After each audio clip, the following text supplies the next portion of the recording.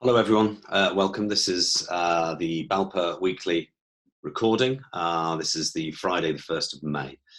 Just a few words and a few bits and pieces on how the week's gone, what we've managed to cover, what we're focusing on and what we can look forward to next week. So this week we held a number of calls with our indoor play centres, our attraction operators and our trade associate members. So we're going to change things around a little bit next week. It is the right time, I think, for us to start to combine some of these calls. We're getting some great input from everybody and we are all moving in the same direction. And we've got quite a bit of momentum going forward. So we're going to leave our indoor play centres on Monday at 2 p.m. We're then going to combine our trade associate members and our attraction members to a Zoom call on Thursday at 2 p.m. We will send out a note about that to make sure it's all in your diaries. We're also looking at building BALPPA's social media presence this week. We found it very effective talking to government that they recognise who we are and what areas of the businesses that we cover. And to have that profile is making a big difference. We really need to work together to get a lot of the things that we are hoping to do to actually achieve them and push things forward. So we're asking members if they can post and share some of our posts that we put out. And if you can share them on your websites, that'd be fantastic. Anything you can do there will absolutely help with that.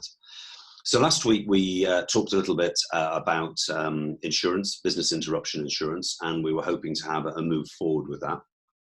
We've used some of the information that members very kindly submitted to us to push forward to UK Hospitality, who are our partners in lobbying and help push things forward on the much bigger scale.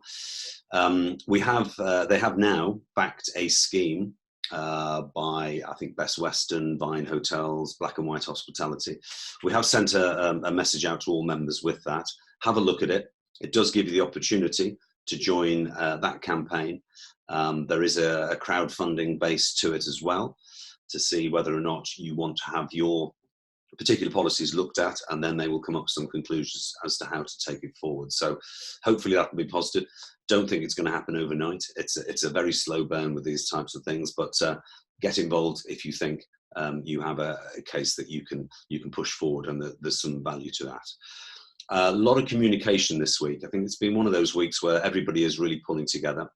Had some great conversations with Visit England, looking at how we might promote safety within various aspects of the leisure and tourism market. That included NFAN, BEASA, ourselves, and we're going to pick up conversations with those organisations going forward. A lot of good stuff from BACTA as well on the coin-operated side. They are looking at how to socially distance within arcades on the high street and with some of the what they term as Division 1 operators, which are our coastal members as well. So that is all available and in discussion.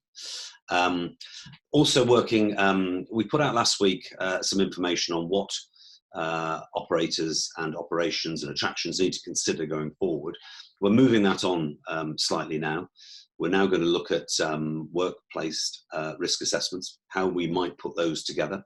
We're going to have a small group working on those. I think that's going to be crucial. We've got some new elements that might be coming into this, such as extended use of PPE, thermometers, masks, all sorts of things that we haven't really faced before, and culturally we're not used to in this country. So we're looking at that, and I'll have more on that next week as it goes forward. And on that cultural thing, we're working with IARPA, a lot of calls with them this week, talking about what's happening in Asia, what's happening in Europe. IARPA Europe are also putting together a document similar to ours, looking at what people need to consider when they're looking to reopen. I think it'd be really interesting to compare and contrast what they've got in there. They have to cover an awful lot more ground across Europe than obviously we focus mainly on things in the UK, but we are working with them, so we're happy to share that information both ways on that. So next week we should be hearing a little bit from the Prime Minister and the government on how the lockdown might be released, which will be really interesting. It'll be interesting to see if we are in step with them and what we can do to both help them come out of it and promote safety within our industry. We are still working on our 4 areas. We do think that education needs to come first. A certain degree of relaxing, getting some of the kids back to school.